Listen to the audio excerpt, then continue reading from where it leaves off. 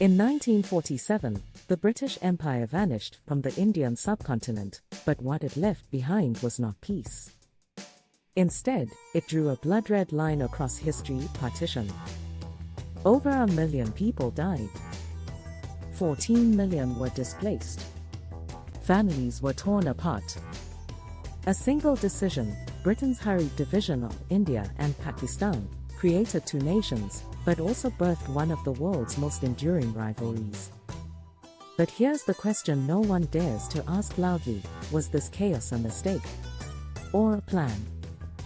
Did Britain deliberately draw the borders in such a way that India and Pakistan would remain trapped in conflict, forever distracted, divided, and dependent?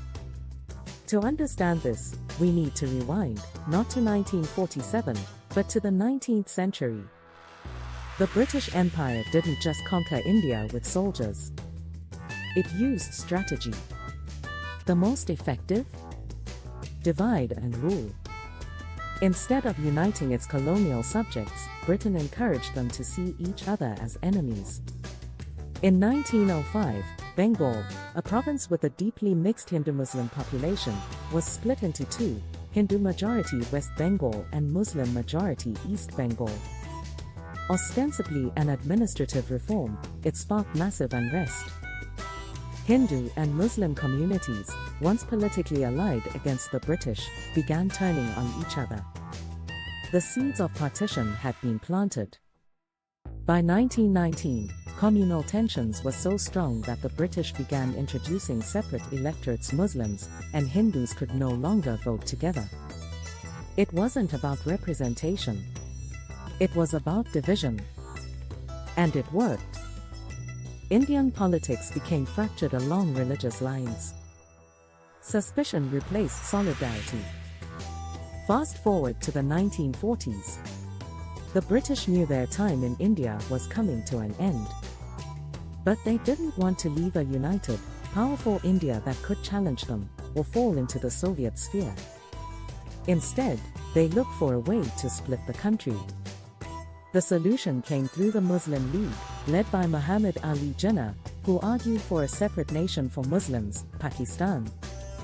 British officials, especially Viceroy Lord Mountbatten, seized this opportunity. They agreed to partition, despite knowing the consequences. But instead of a careful, well-planned separation, what followed was a rushed, chaotic carve-up. They gave Sir Cyril Radcliffe, a British lawyer with zero experience in India, just 5 weeks to draw the new borders. He had never been to the region before. He had no maps, no census data, and no cultural knowledge. He drew the Radcliffe Line by pen and guesswork. The result? Cities were split.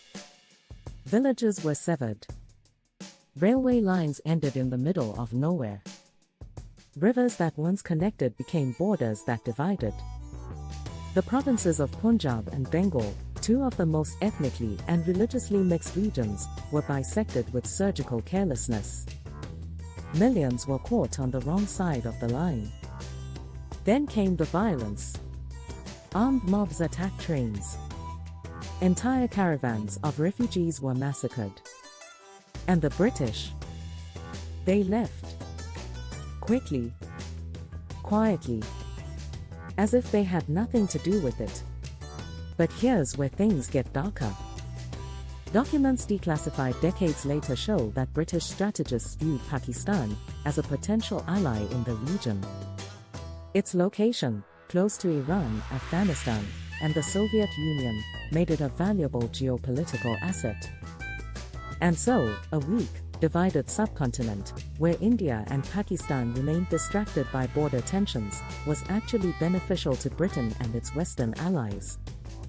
By helping create Pakistan and encouraging separation, the British ensured that South Asia would never again pose a unified threat to imperial interests.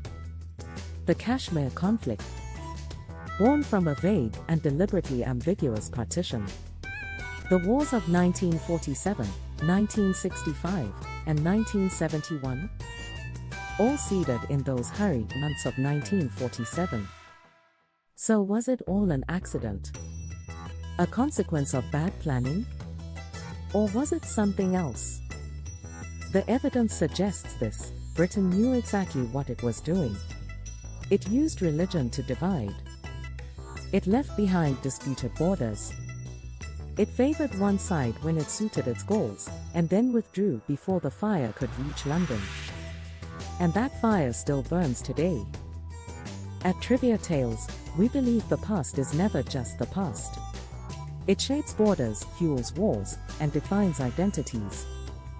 The partition of India and Pakistan was not just a tragedy. It was a strategy. And perhaps, the most devastating legacy of empire is not what it did when it ruled, but what it left behind when it left.